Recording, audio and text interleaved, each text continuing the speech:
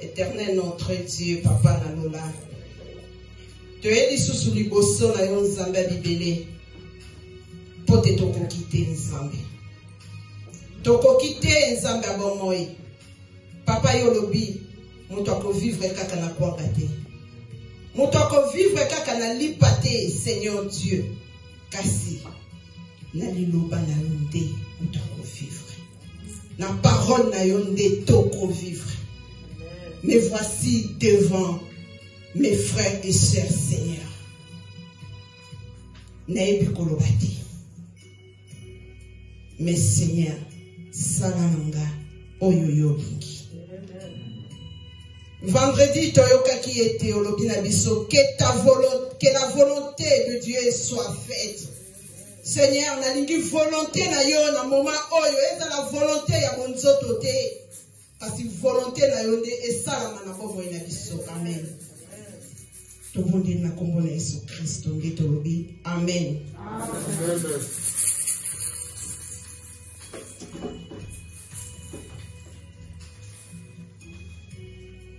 Mes bien-aimés, sans plus tarder, tout reçoit la Bible à la biso.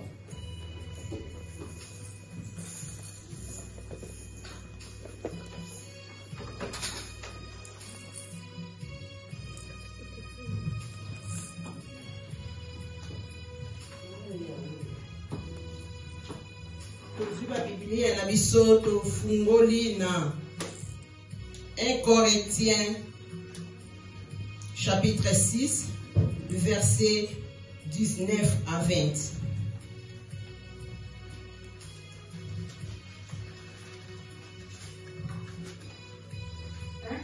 qu'on peut se lever pour le 1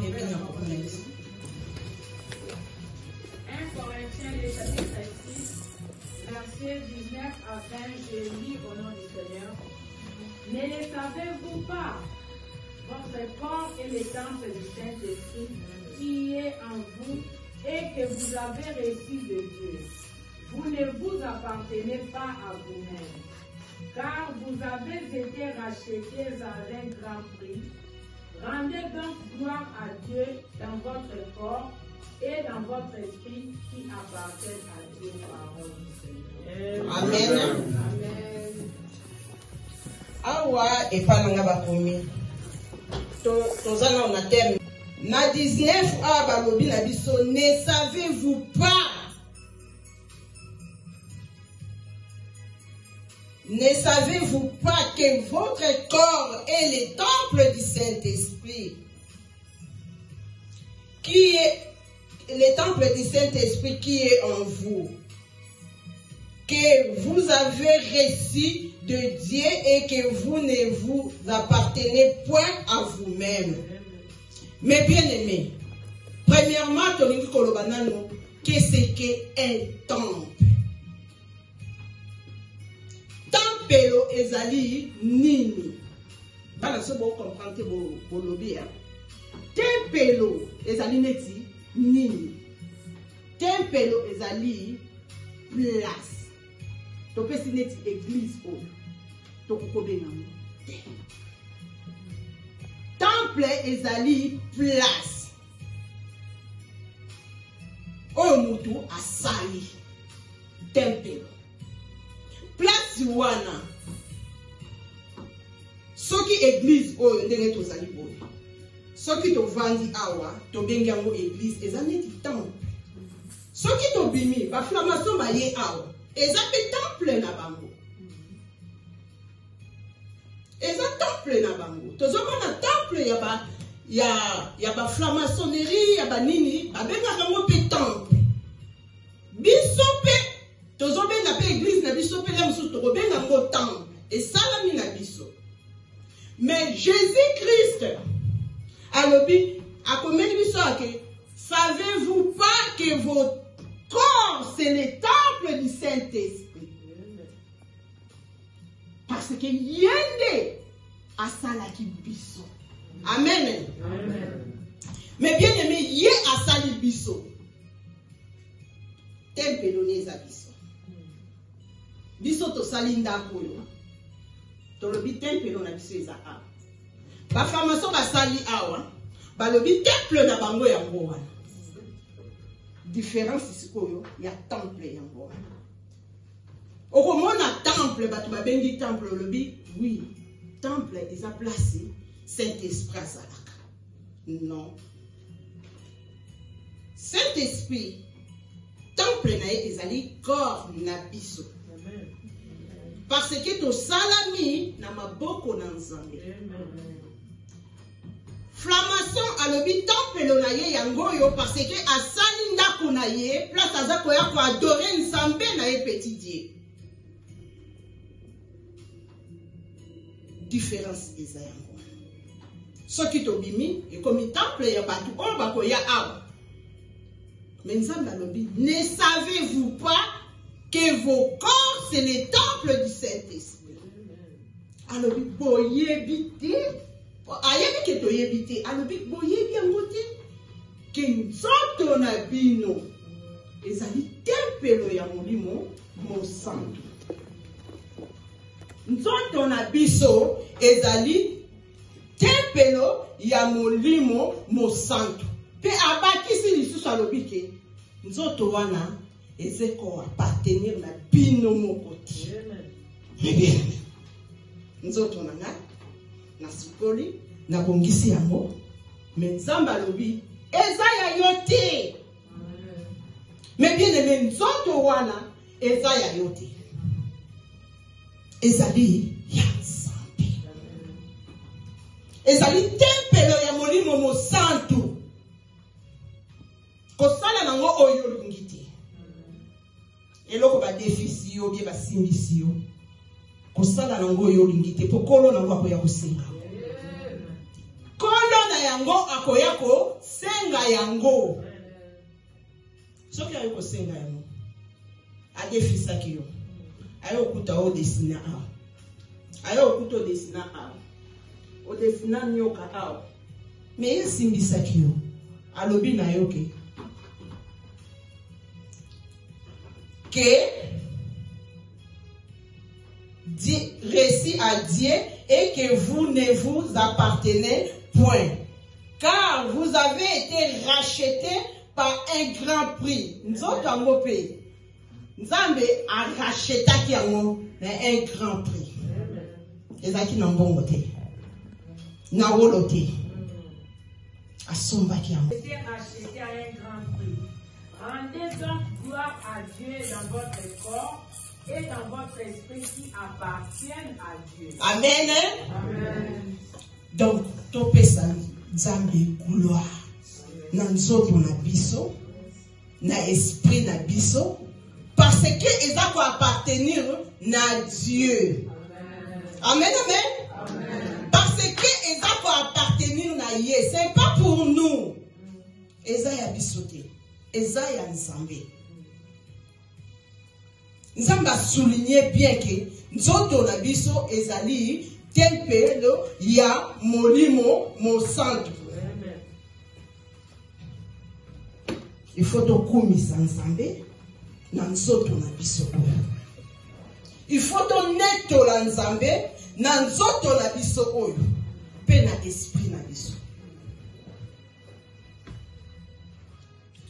Parfois mes bien-aimés, tout le monde a une situation où c'est le cas na ba vie na biso, ozoloba pourquoi situation oyo eza ko demeurer katinanga? Pourquoi situation oyo erumeli katinanga?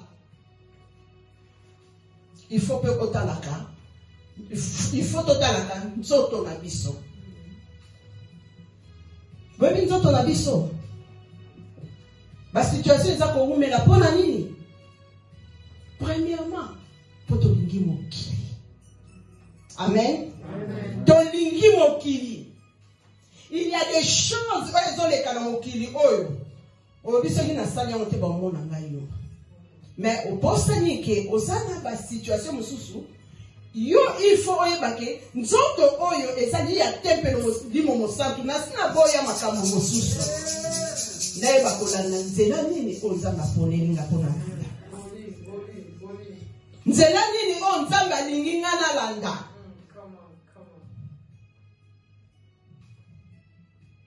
Mais bien aimé mutu oyo azotambola na molimo mosantu oh yeba. Amen. Oko yeba. Nakolo ba semaine passée. Nazo une décision dans mon avis dans journée à l'élo. Natala ceux qui n'ont tambola tibutu ceux n'ont ça ils sont montés. Parfois il faut poser la décision na vie non bon. Na kelo ça. Mais bien aimé nanzela musala je sais. Partout place dans notre tambola nazaki na présence. Naena j'étais là avec la présence de Dieu. Tokomi na butu. Tobandi ko sola na bandi ko nanga na bimi na présence. Ngamo na yiko miso na kuisani. Papa malobi bima ikatinga. Ebi ni sakinga. Ngamo na pia. Na sali mapi. Na sali mapi. Présence il y a Saint-Esprit quand il a besoin de bien-aimé. Eza eloko moko ya motuya. Eza eloko moko ya motuya. Maman Stéphie okoko fungola biso Biblia na Luc 13. Tozui tobandi na 10.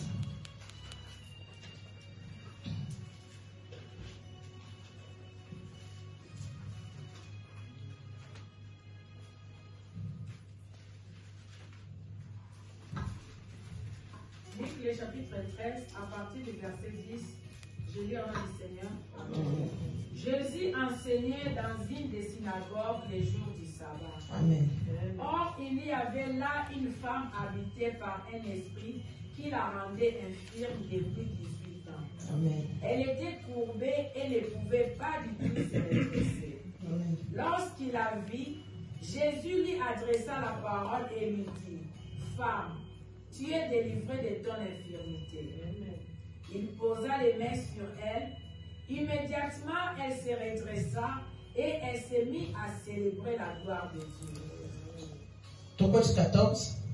Mais le chef de la synagogue, indigné de ce que Jésus avait fait une guérison un jour de sabbat, dit à la foule, « Il y a 6 jours pour travailler.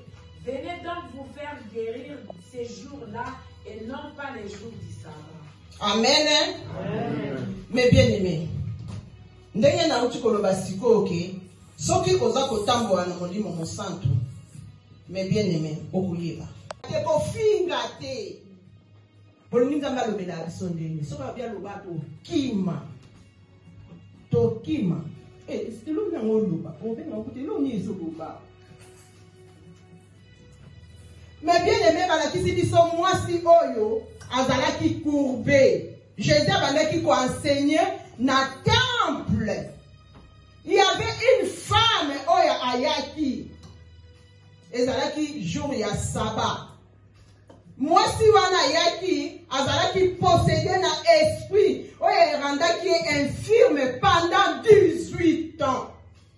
Mais bien aimé, 18 ans, c'est beaucoup. Aza na infirmité pendant 18 ans. Azalaki courbé. Otobenga kana lingala, azalaki na kunki. Mais bien aimé, courbé, kunki, et ça la passe. Maladi nyoso et ça la passe. Muta obela makola za infirme. Omona bakenda ba masaka yo mona ke amesa ndenga non, ayoka passe. Ayoka passe. Loboko ezobela. Non, ayoka passe. Azalaki courbé. Moi, si on a azalaki courbé pendant 18 ans.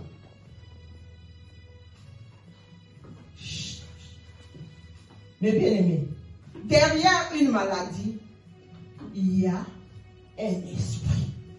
Par comme il peut avoir azalaki possédé dans l'esprit. Azalaki possédé. Nzoto na ye, ezalaki possédé na esprit. Ya maladi nini? Ya kunki. Ça fait mal. Pendant 18 ans. Pendant 18 ans.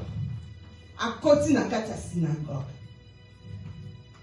Jésus t'a mona ki moi siwana. A mona que dans cette femme. Femme on as a prédestiné. Jésus t'a amoni.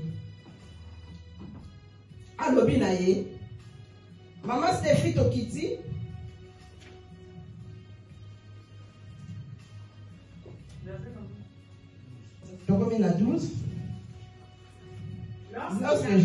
Lorsqu'il a vu, Jésus lui adressa la parole et lui dit, femme, tu es délivrée de ton infirmité. Amen. Il posa les mains sur elle. Immédiatement, elle se redressa et elle se mit à célébrer la gloire de Dieu. Amen. Tokokolo bateke na synagogue wana ezalaika na mwasi wana mtazalaki na maladi. Il y avait aussi beaucoup de gens. Mais tant que Jésus amonaki mwasi wana direct à l'obinaï que opiki sami na bokono na yo. Jésus atieye mbala moko loboko mwasi wana asembwa. Amen. Acclamons l'Éternel des armées. Femme, tu es délivrée de ton iniquité, de ton infirmité. Tu es délivrée, femme. Au nom de Jésus. À sa fille Abraham. Pour la dignité, à sa guérison. Amen, amen. Ngana yo, tout ça, ma fille, ya. Na ma fils, ya. Balobi était lié depuis 18 ans. Hein? Aza courbé. Azo mona koutouté. Amona aka koto. Mais aujourd'hui, Agozala délivré. Au nom de Jésus. Acclamons l'Éternel des armées. Oh femme, tu es délivré de ton infirmité. Tu es délivré. Au nom de Jésus. Amen.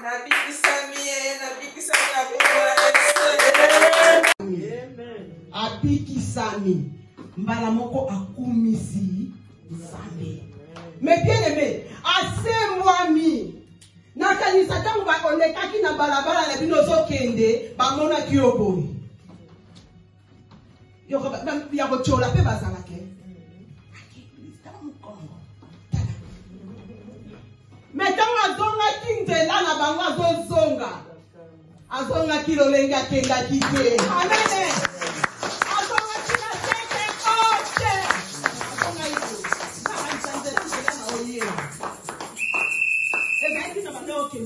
On dirait que les singa au Gabon, il faut les dans mon corps. Mais quand on a zonga qui Azon, la canne n'a pas la seule azaki n'a pas la. Eh maman! Soko est pas yes. Azonga l'olenge ya dit. Amen. Mais bien aimé, bazonga kalolendo ya kité. Ya to mati alobaki moto nyoso wa ya ke pai na ye. Azonga kalolenge ya kité. Mais bien aimé ce qui te zonga kalolenge to ya ki. Parce que ni ko tan soto na biso te la corps ya Saint-Esprit. Amen. La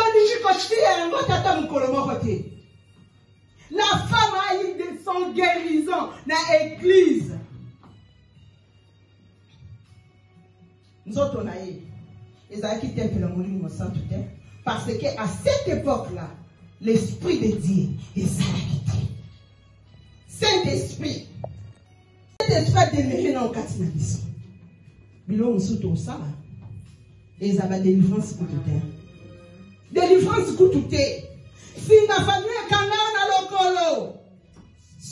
Mais bien, les métaux, vous êtes exposés par la yo. Si la famille est à l'ocolo, vous êtes exposés. Et délivré. Parce que nous autres, na yo, et ça, nous sommes nous autres, il y a la famille. Nous autres, na yo, place de ma kanga qui esprit na yo. Na nzungu ya famille. Et ça, ils sont sous place dans le mais bien aimé, auto de défense familiale. Mouké. Au cas où on a un cage, au cas où mais n'abîma. C'est quand de la chambre au bon côté. Au bima pour la mine. Au sala est fort. Yakouzana, molimo, mon sang, katina.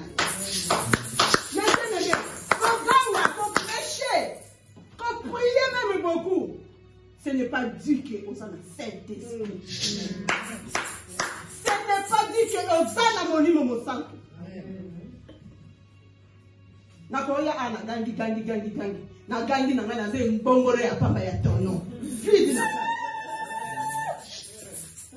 Mais si j'ai l'Esprit de Dieu, j'espère même nos frères et sœurs vont me témoigner. Amen.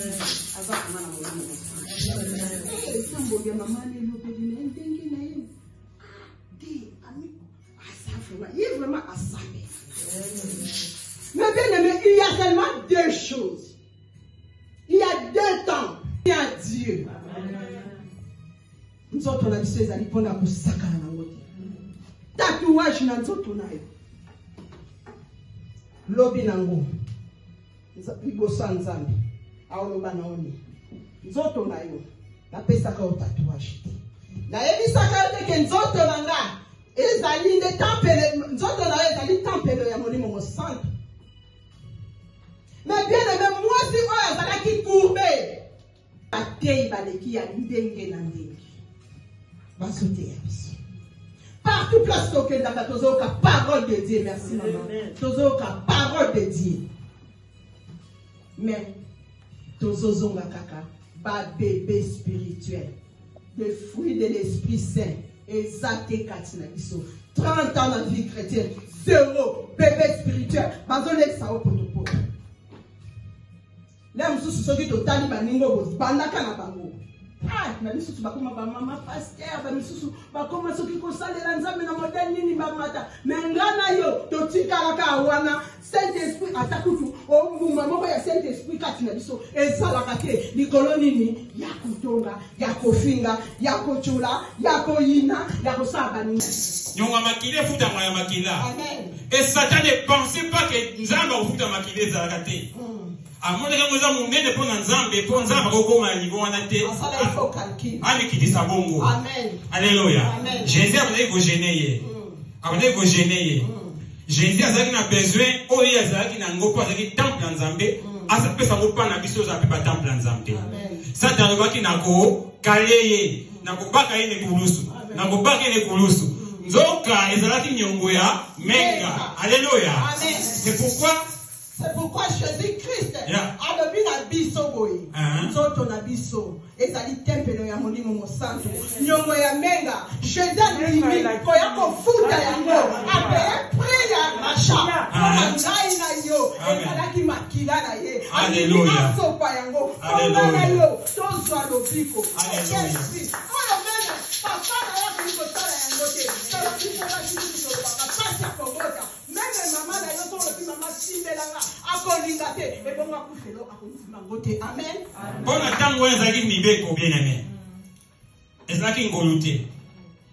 Moi, quand j'arrive sous la condamnation, sous la possession, et la loi de la possession, peut-être des amis à famille, peut-être des amis à lien qui a bossé dans mon côté. Elle souffrait pendant 18 ans. Je me rappelle ma prédication dans aucun kilomètre, on a rappelé ma zone, maman Marie-Lise, maman Stéphanie Batéaki. Question que vous posez qui, Moutou Oyo, Zamba Pessi ma promesse. Alléluia. Zamba Pessi ma souveraineté, a Pessi ma promesse. Mais ce que ça m'a dit, donc il est dans cela veut dire, moi, je suis pendant 18 ans. Mais ce qui est étonnant, ce qui est bien, c'est de Wapi. Alléluia. Foi na yé de mbakite. Na kunki na yabana oke na synagogue. Jour mususu baninga bana ko bika ya bana ko bika te. Mais un jour il ne savait pas que le maître des temps et les circonstances azala kiwana.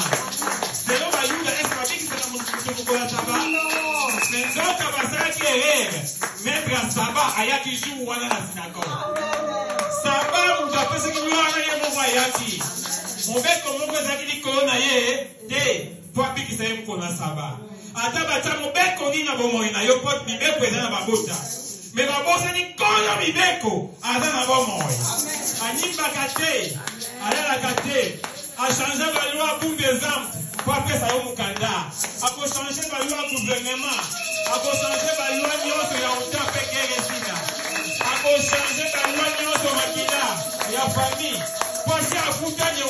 Alléluia. C'est pourquoi maman Tosani il faut t'obéir à nous autres.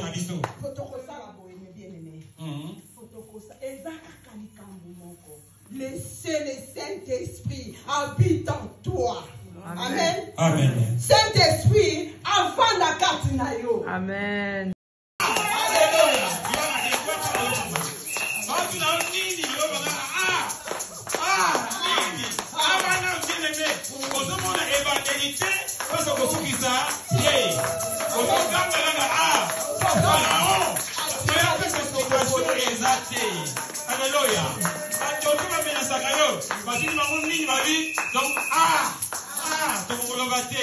Alléluia. Alléluia. Voilà. Est-ce qu'on dit que c'est possible? C'est va mer rouge. Pharaon zongi moko. Alléluia. Azongi moko. Armé mon bimbe dindi. Watunie nini? Et donc on a le Zambe ya Mose. Il est Dieu. Zambe ya Mose. Il est Dieu. Ah, vous faites Zambe ya Mose.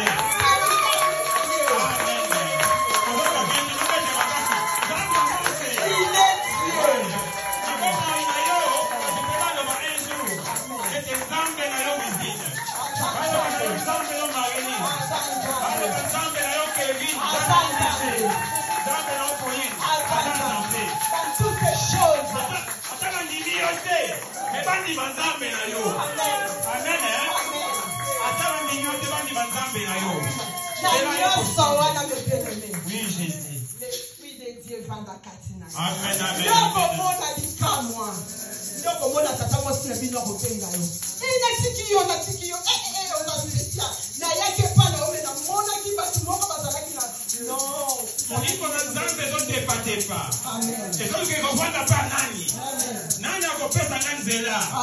J'ai dit, voici, je viens, je frappe à la porte. Moi, mon Nzambe, eza héritage. Ce qui parle de la Tingi, nous sommes ma famille. Parce que moi, si je suis à la Wana, pendant que je suis à la Wana, je suis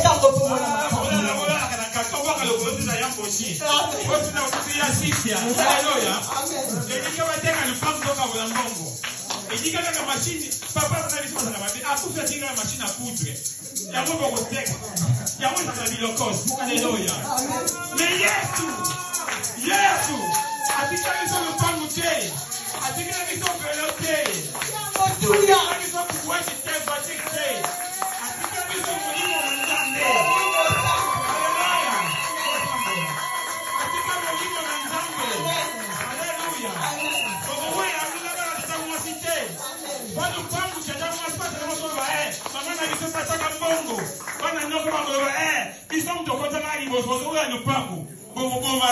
L'Esprit de Dieu. Mais Pierre dit, le Saint-Esprit est pour vous. Alléluia. Et pour ceux qui sont au loin, annoncez un grand nombre que le Seigneur appellera. Le Saint-Esprit est là pour nous tous. Pour Mayo. C'est là que le Saint-Esprit ne pas. Et qu'on ne pas nani pour mon lit Kima. Et qu'on ne pas nani. Et sa promesse est pendant qu'il a Joël. Et qui dit à Jésus-Christ. Alléluia. Péjour à Pentecôte des actes accomplis. Et le Saint-Esprit de Rose, la promesse était. Saint-Esprit est là. Saint-Esprit est là. Yango papa otina biso nzembo ato boyemba. Papa moyebi nini? Toyemba papa. Molimo monsantu kita. Non. Visiter chantons à l'agneau, car il nous a donné ce qu'il avait promis.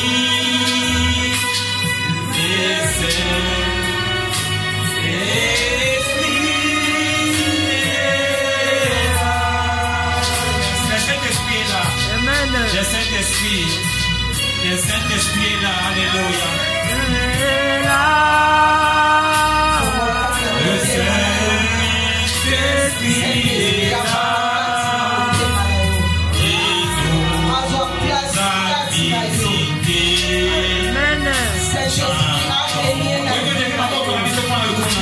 Alléluia.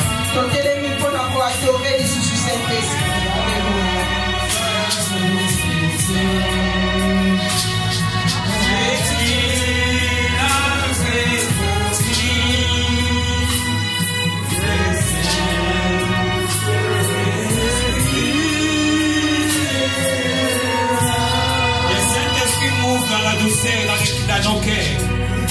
Le Saint-Esprit est là pour nous. L'obscurité s'enfuit. Et que la lumière jaillisse. Et que le Fils de Dieu puisse régner. Alléluia. Jésus le Sauveur et le Seigneur. Merci notre Dieu. Merci notre Dieu. Merci notre Dieu.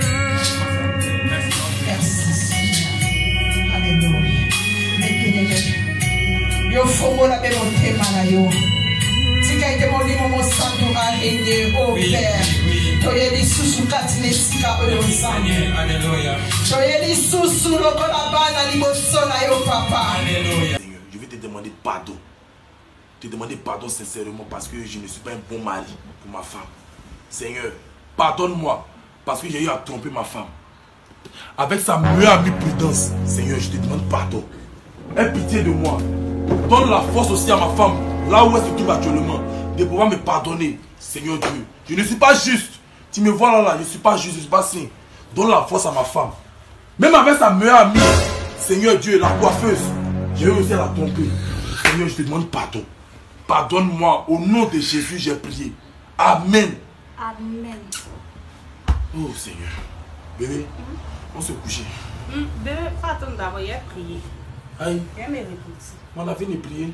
Non, il a demandé pardon à Dieu. Non, il a déjà fait ça pour nous, devoir t'inquiéter chérie. Non, chacun a ses péchés. Tu as tes péchés, j'ai mes péchés. Pas mélanger les choses de soi. Aïe. Bon, ok, il faut faire rapidement, pas y sommeil. Éternel Dieu de gloire, je veux te demander pardon. Seigneur, toi, tu sais que la chair est faible. Éternel, j'ai trompé mon mari. J'ai trompé mon mari avec le boucher du marché. J'ai aussi trompé mon mari avec le voisin d'en face. C'est-à-dire quand tu prends le couloir à la deuxième porte. Éternel, j'ai aussi trompé mon mari avec son petit frère.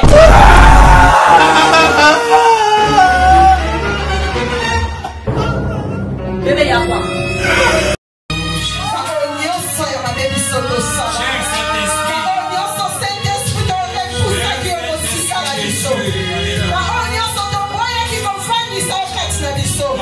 Oh Seigneur Jésus, aie pitié de nous.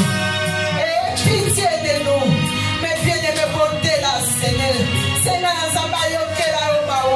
parce que tu as dit ça qui Saint-Esprit. C'est le non-comportement. C'est le non-idée.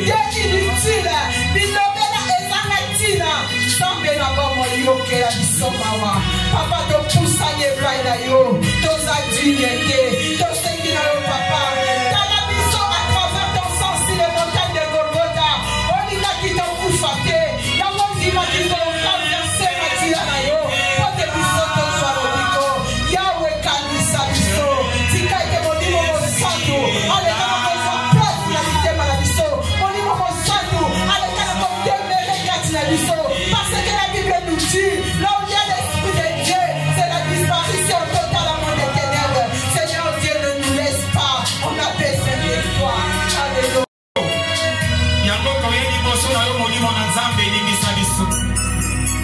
Bien-aimé, Nzambe atengi bana Israël bango moko te. Ayaki kotambwisa bango. Ayaki kotambwisa bango. Le Seigneur nous a promis, après ce qu'ils ont promesse, à côté de nous sommes orphelins. Azali hier, aujourd'hui et éternellement. Il sera avec nous. Il sera parmi nous. Il sera à nous jusqu'à la fin du monde. Alléluia.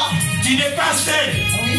Tu n'es pas abandonné. Alléluia. Quelle que soit la situation de l'amour, Amen. mais sache très bien que tu n'es pas seul. Tu n'es pas seul. Tu n'es pas seul. Osayo mon côté. A abandonné yote. Akotika yata mokolo mon côté. Azoloka kolela na yo. Amen. Azoloka mitungisi na yo. Alléluia. Azomona banguna na yo. Azomona yebi wa malamu ezongi mpona yo. Jésus. Et il prend soin de toi. Alléluia. Il est le berger. Alléluia. Il y a l'autre. Alléluia.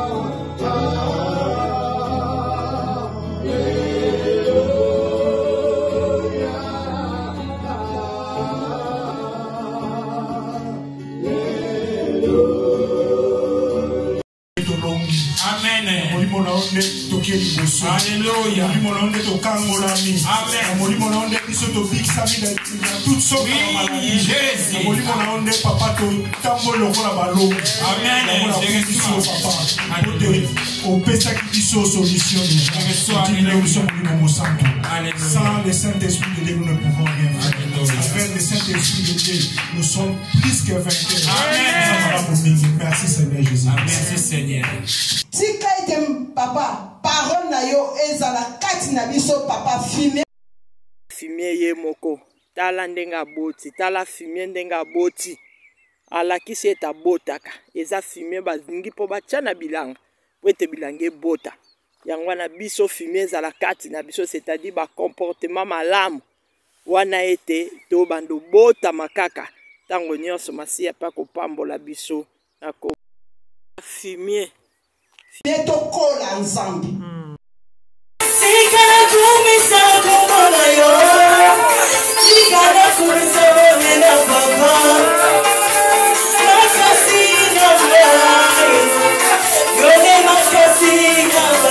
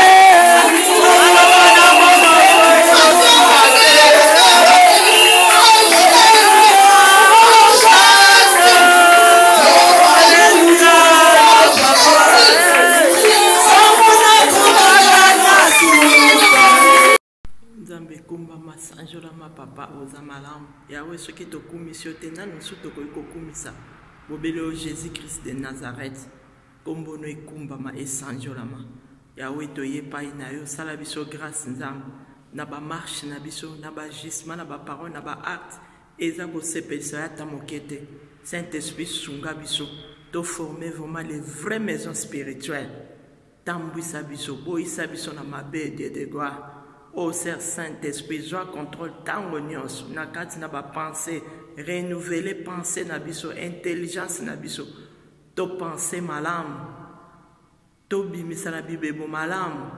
Kati ya mitema na biso tozo kata o nyonso eza ko confesser kombo na yo te ndenge ba kate kingenga. Tozo kata kofinga, kotonga, to kati yango. Dieu de gloire bande ba plaît Seigneur. Tozala malamu. To former maison spirituelle, to vraiment lever temple, il y a Saint-Esprit. To yoka mungongo na to rejeter yo te, to tosa. Saint-Esprit nyonso koloba na biso ezala pasi ezala malamu. Ya wana to goûter au Seigneur, to s'attacher katina yo. Oh Dieu de gloire, to koti katina nzela na yo Seigneur, ya kotambola na yo, ya kobanga yo nzambe, ata quel que soit l'épreuve. Oh Seigneur Saint-Esprit sunga biso. Merci pour être l'obéza. L'itata sur mon côté. Ekoleka. Ozwana olokumo papa pour être zamalam. Oyo simba kabasi. Kombo no ekumbama esanjolama. Na kombo na Yesu Christo. Ça est la biso ngolu. To mérité te mais ça est la biso faveur. Au nom de Jésus. Amen.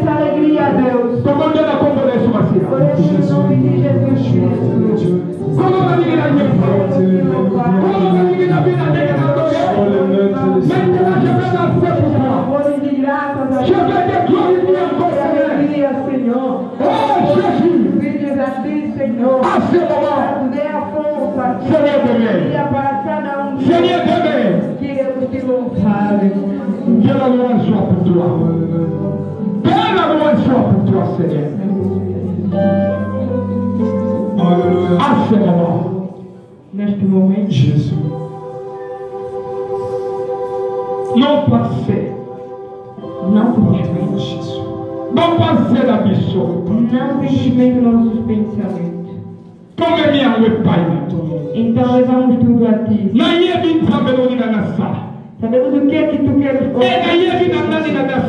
E a quem vim para poder trabalhar. Pai, este louvor que o seu trono mostra. No nome de Jesus.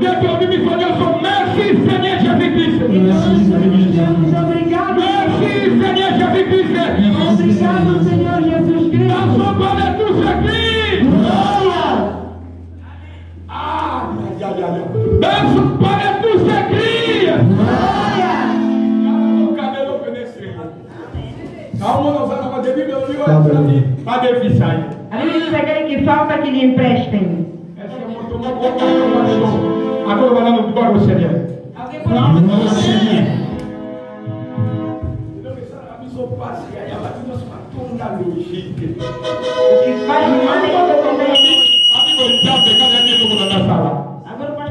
Tu me comprends que le Messie est comme David? Será que vocês compreendem que o Messi é como David? Não, que vai comandar. Ouviu o comentário? Essa é a minha casa. David dans la Bible. Não estão falando da vida da On a Bíblia. parlé pour David. Malomena David. Falaram por David. David est là. Ele dá sorte. Mais le comment sujet à Colombe. Hoje agora é sujeito Il y de a encore falar. un monsieur. Mas há Il s'appelle Félix Tshisekedi. e eles chamam de Il a dansé pour Dieu la calamité de la présidente. Ele nasceu para Mais quand Seigneur danse, c'est pas bien rien. É como se fosse nada. Não. Amém. Acham que Félix é da Azan Nani Pata. Ele é quem para ele? Mais quand Seigneur danse, Mas c'est comme il n'y a rien. é como se fosse La Bible dit que David n'a pas de lion, mais moi je danse pour eux. Est-ce que papa comprend? Allez, fais-moi là.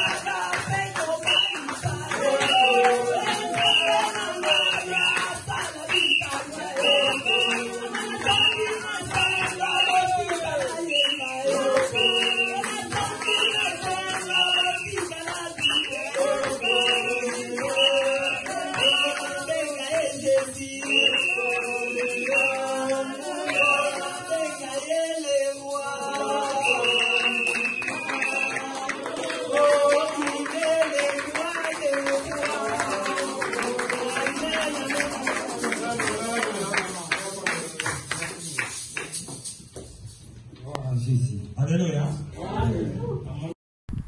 mbote na balandi nyonso ya Bidor TV na monde entier mobimba oyo nyonso akokota kolanda vraiment bambote na biso banso Saint-Esprit akamba biso azwa contrôle tolanda penza bamatei na bokebi po ete nyonso ekoleka kasi liloba ekoleka te vraiment totia na misala na makasi na biso tokoka te mais Saint-Esprit aza wana po asunga biso totia penza na misala lolengo totambolaki ane passé yango te mutu totambola lisusu ane oyo toluka penda changement ndenge biso mo pe tozoluka ete bavi na biso échanger ete nzamba asalela biso malamu biso pe to changer et tosala makambo malamu po esepelisa nzambe po nzambe papambola biso vraiment bambote na biso banso vraiment dimanche malamu na kombo na Yesu bandi poso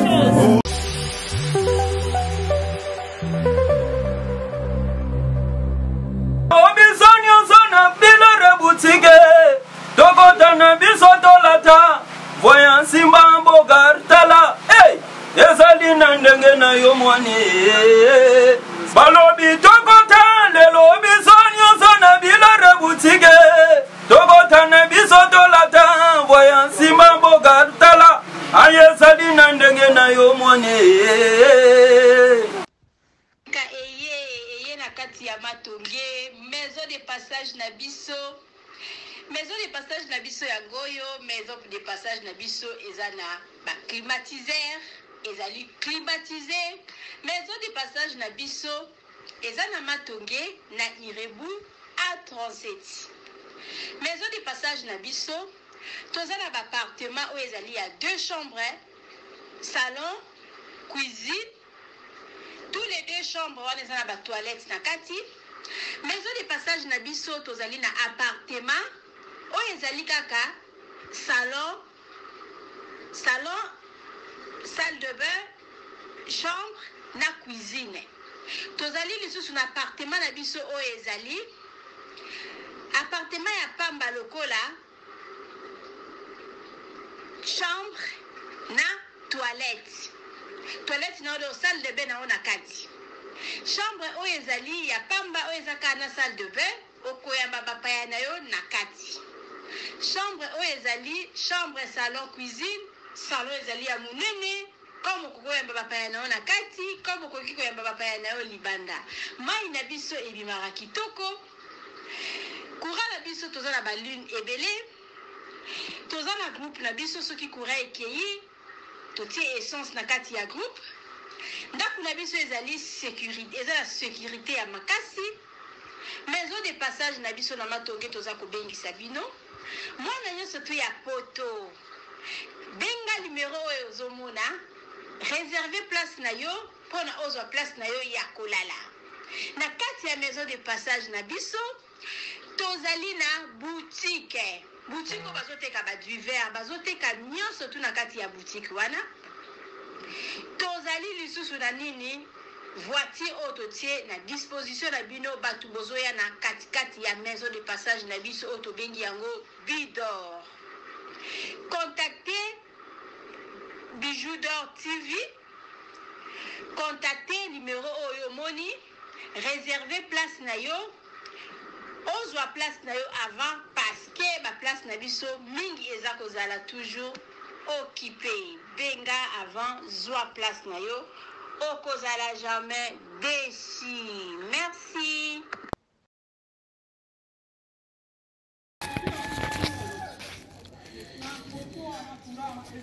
Salut, j'espère que vous allez bien. En fait, c'est plus pour les diasporas. C'est donc qui veulent passer leur séjour ici à Kinshasa. Alors pour tous vos déplacements, il y a une voiture à louer qui est là, marque Hyundai. La voiture elle est confortable, donc climatisée et tout. Donc la voiture répond vraiment aux normes. Alors pour tout contact, veuillez contacter Bidor TV au numéro qui suit, plus 49 17 85 52 23 11. Donc je réponds pour une meilleure compréhension. Plus 49 17 85 52 23 11. Donc la voiture elle est là, marque Hyundai. Donc voilà. Donc ici nous sommes à Kinshasa. Donc pour tous les diasporas, pendant tous vos séjours à Kinshasa, voilà la voiture elle est là pour vos déplacements et tout. Donc partout où vous voulez y aller, la voiture elle est là. Donc vraiment, veuillez contacter Bidor TV et vous ne serez pas déçus. Merci et bye.